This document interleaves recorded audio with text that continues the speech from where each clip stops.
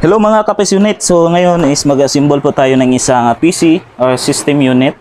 So ipakilala ko muna sa inyo kung ano yung mga kailangan nating bilhin or parts na kailangan sa pagbuo ng isang system unit.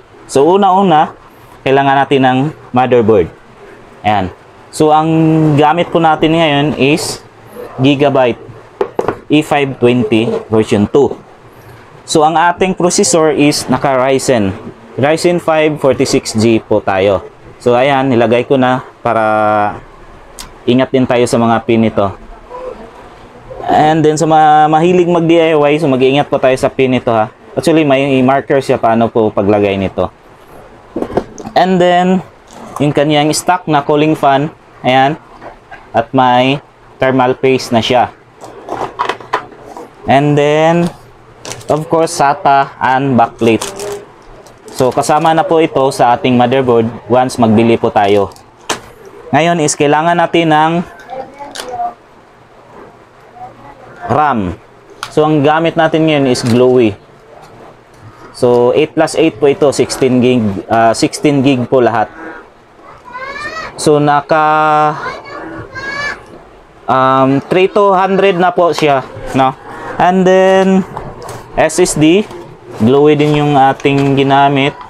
SSD na 512 gig.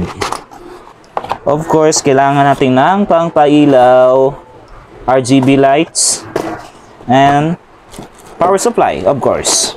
Yan, ito yung power supply na gagamitin natin. Tapos, E4-tick na mouse and keyboard. Siyempre, yung case natin, yan, nakahiga. Ito yung gagamitin natin. So, tara! Sabayan niyo ako. So ayan na, fast forward muna na lang natin kasi yun na medyo mataas po yung ating video sa pagbuo ng isang system unit. So hindi basta-basta yung pagbuo ng ating system unit kasi kailangan natin ng TLC, Tender Love and Care.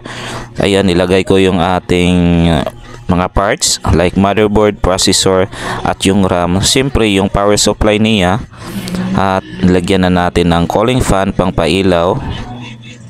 Ayan, yung wirings niya, so plaster na tog tarong para yun na hindi siya visible, no, katulad nito. Yan na po ang finished product natin. Napaka wow, with remote po yan. Pwede ma-change yung kanyang RGB lights. Sa mga gusto magpa-symbol, just PM me. Tatak GPTIC.